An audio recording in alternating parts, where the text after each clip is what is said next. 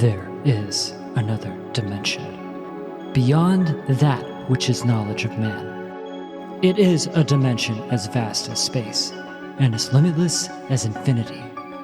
It is a blackness between the sun and the moon, between science and superstition, and it lies between all of man's fears and the summit of his ability. This is the space of imagination. It is an area which we call the Sci-fi Zone.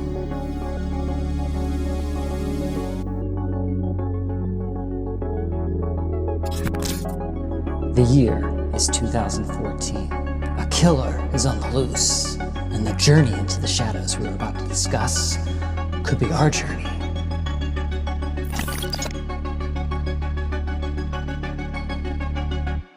Welcome back to the Sci-Fi Zone, and tonight we're talking about the futuristic sci-fi epic Apocalypse Kiss, directed by Grillo. So this is an interesting one. Adrian is a serial killer with O.C.D. who is struggling for his place in the media, while two nomadic lovers are getting credit for his recent murders. Meanwhile, the world as they know it might be coming to an end. Yeah, the world coming to an end. That's some pretty relatable content, right? We can all relate to that. So let's talk about this movie a little, okay? This was a pleasant surprise. A very lewd opening scene with some full frontal male nudity. Although probably not the kind anyone wants, we did get some nice man-ass later in the next scene, by famed underground actor D.C. Douglas. And honestly, his acting in this film was great. It reminded me of Christian Bale's character from American Psycho. He plays an O.C.D. serial killer who's craving attention from the media for his kills, and just like over-the-top kind of acting, and Douglas really pulled it off. He really brought it home. And that's one of the main driving forces of this movie. His acting is fantastic and really makes the story interesting. So this movie is jam-packed with nudity. It's a little hot, you know. There's a lot of erotic scenes, especially early on. And it's mostly even featuring this character Glades, who's one of the two dual team of punk street girls. There's more nudity than what is necessarily needed, and it seems a little excessive, especially with Glades always being revealed to other random characters as an excuse to have some kind of nudity in the movie. Yeah, it was a lot. There's, even over the opening titles, there's this hot sex scene of the two girls together, and it's a lot. It's right in your face. It's quite excessive. I wasn't complaining. I'm just telling you what you're gonna get in this movie. Katya is the other girl who pretends to be mute throughout the movie and uses sign language, and then later it's revealed that she's actually Russian and she's using this Russian accent. And then later on that, there's another reveal that no, that's not the case. She's not Russian. And I started thinking to myself, I think this is honestly just because her Russian accent was so bad and started to linger at points that they just decided to drop it through the movie. This is your fault. I told you this place was no good. This place. Stay here. Which is just my theory. It was pretty bad. It makes sense that they just want to get rid of it. Katya's character feels very Orphan Black inspired. Think of the character Sarah Manning, the punk kid straight from London. It's very much in that kind of sci-fi realm, which is cool. And you get a lot of that with this movie. There's lots of science fiction elements from other works being pulled into this one. But these two girls, they know how to party. They took over this guy's apartment after murdering him, and there's always fun montages of them just doing silly stuff. And they constantly seem to run into trouble, mainly with Katya, who starts killing people off. So much so that the media mistakes the deaths that these girls are causing for Adrian's deaths. And this in turn causes the confrontation, because Adrian wants all this prestige. He wants to live in the limelight. He wants people to understand that he is this impressive killer, artisan, or whatever. And, Adrian gets upset and brings his character in pursuit of the girls, and which is the main confrontation of the movie.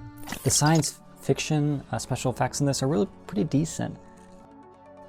Some of the sets were really cool. Like Adrian, for instance, is like the scanner who scans different sections of the city, and they have these scanning nets that he runs, and the special effects level at different times. There's a B movie, so you get some of these lower grade stuff, but then you get some of this really cool stuff. Especially when you're looking at the sets. The sets are very impressive.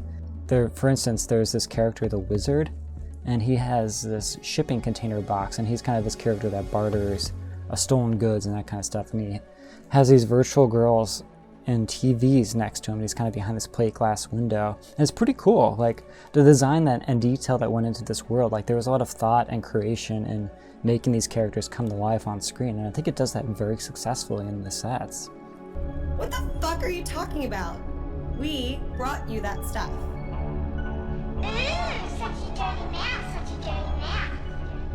The one who is the bringer of stolen shit. Yeah, lots of cool sets. There's also an open market location that feels really reminiscent of like Blade Runner, of like the market sequences on the street, which becomes a main set for a lot of characters to meet. Like there's this dining establishment that the detective goes to and he runs into Adrian there, and they make that a big plot point and center kind of position for the movie. So, and speaking about this detective, he's on the case and he's kind of the one tracking Adrian, although he can't seem to connect 1 and 2 together, so much so that Adrian has to reveal himself to him and his identity just to get the detective to pursue him finally and catch up to him. The detective's boss is played by Tom Atkins, who's a famed character actor. Lots of really good character actors on this movie that are a nice surprise and really helps, again, bring this movie up to like a quality worth viewing.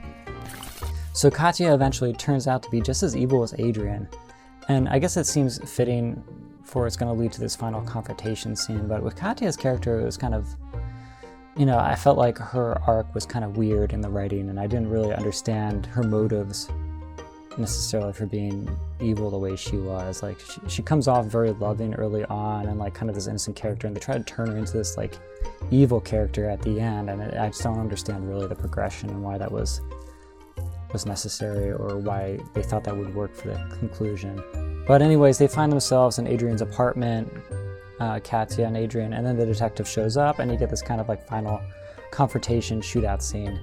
And that's how they felt they would wrap it up, which was, you know, whatever. It was okay. I felt like that could have been done, you know, probably could have been a little better with the writing and whatnot. And then you have the final last act. And what way better to end the movie than to have Mr.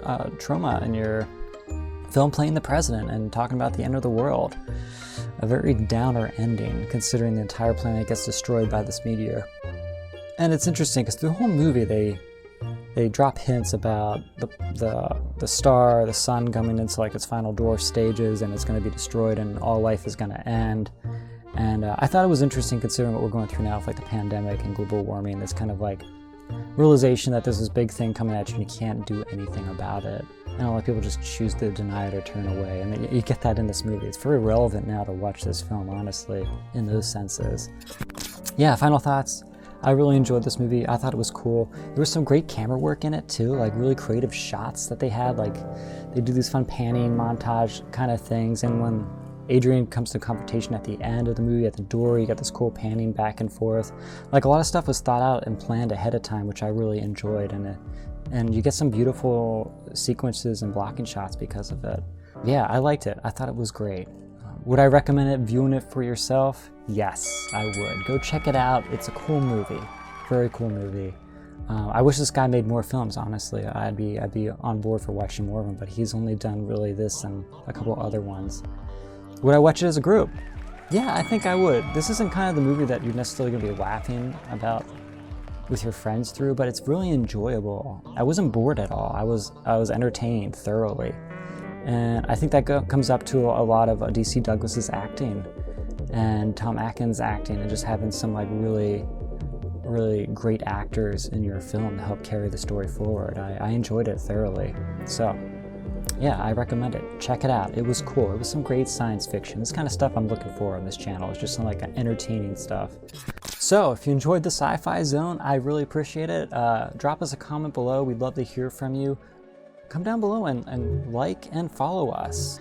And if you have any movies in the science fiction realm you want to recommend, drop them below. We will check them out. Believe me, I'll add them to my list if I can find them. This is what I'm doing. I'm looking for the good science fiction out there. So hop on board for the ride. That shipping container is pretty sweet though. I think I'd live in a shipping container. Need some land. You just kind of drop it down, live off the grid. I could do that. Would you live in a shipping container? A future that is bleak. A killer starved for attention. 2 two girls stuck in the middle. A world on the brink of collapse, forever lost in the Sci-Fi Zone.